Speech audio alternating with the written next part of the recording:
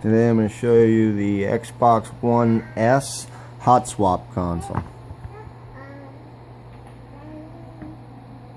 Carbon fiber, even on the little pad inside here. See that little pad there? Even there. It's got it up on there, up on the hard drive. There's a switch in the rear. This way is to inject the disk. Center is off. And the right is to eject. So eject, inject, and straightforward is off. So we're going to turn it off for right now. So the motor's not on to eject the disc.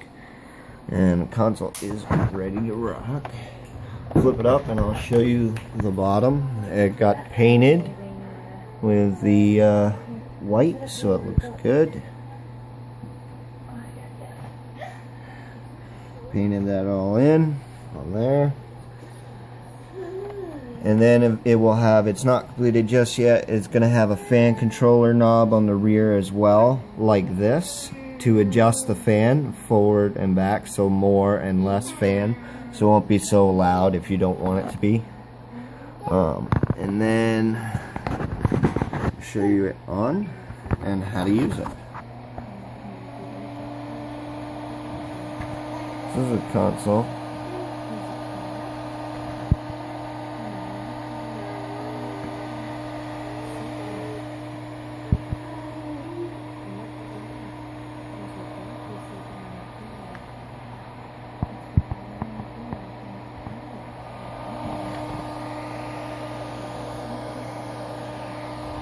Okay, so having a little another little knob in the rear, and the hot swap console is able to take the disc and put it in and read the disc, and when the disc is installed it will stop spinning. Once it stops spinning, you can now eject the disc without the console registering that you did.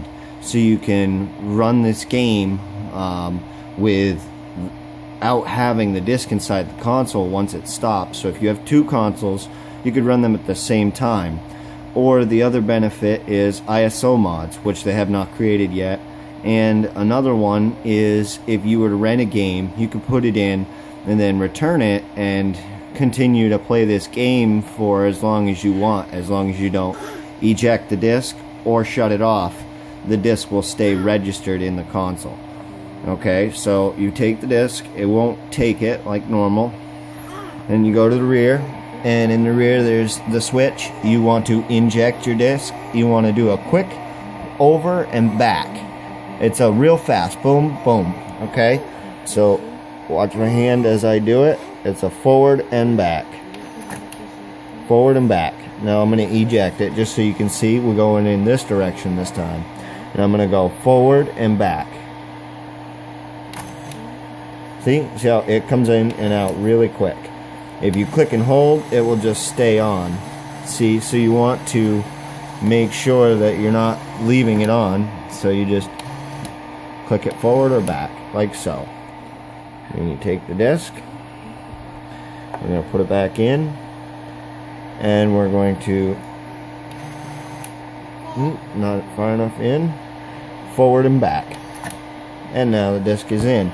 It's not going to spin because it has not registered that the disc has even been played yet. So we're going to click on this and we're going to try to launch it without registering that the disc is in. See, it's going to say, oh no, there's no disc. Okay, so what we do now is we're going to push the eject button twice, and that will make the, or once, and then you can wait, or if you push twice, it's immediate. So I'm going to push it twice for immediate. And see the disc start spinning? Okay. Now that the disc starts spinning, it will launch here. Unfortunately, I am in the process of updating. So since I'm in the process of updating, it's going to give me an error of it's not ready yet. It's not that it can't be played, it's just not fully installed. So we click OK.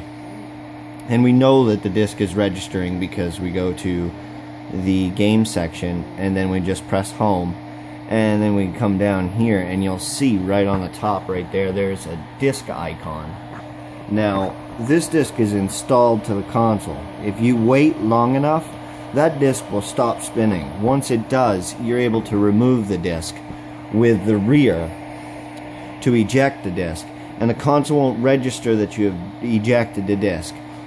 Even though the disc is not spinning and is not in there, you can go back to your home and you can go over to your games and apps, and if you have any other games, you could select it and you could play it, and then go right back to your menu after you get done playing that installed game and go down and click on your game again, and it would immediately start. So literally, as long as you do not eject this disc and try to change the disc or shut it off, the console will register the disc in the console for as long as you want. And with the fan mod, it makes it cooler so you can run it for longer periods.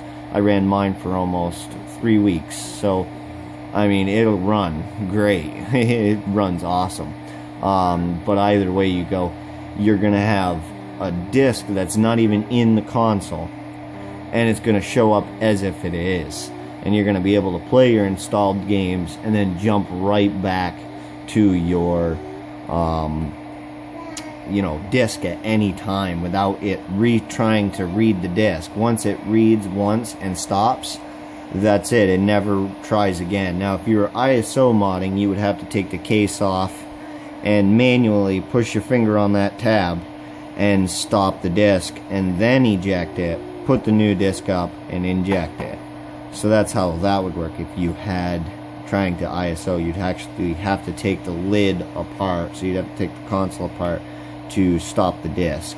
But it does have the ability to run games just the way it is. It has the abilities to run games for days without the disc, or play one game with more than one console. So you're not paying $80 per disc to have 2 consoles to run them at the same time. Or if you borrowed a game from your friend and you want to play it with him later on, you can get the game and you can put it in your console, install it, and then eject it without it noticing you're ejecting it. If you push this button, it will notice that you've ejected the disc. It will actually think that it's trying to eject. Nothing will happen. You'll push this button all day long and nothing will happen. The disc will stop, but it won't eject. So the only way to eject it is the lever in the rear. On the way bottom, it's the switch. The knob is going to be for the fan controller, so that will control the fan, and that is the Xbox One hotswap console. Hopefully you like the Xbox One S custom hotswap console.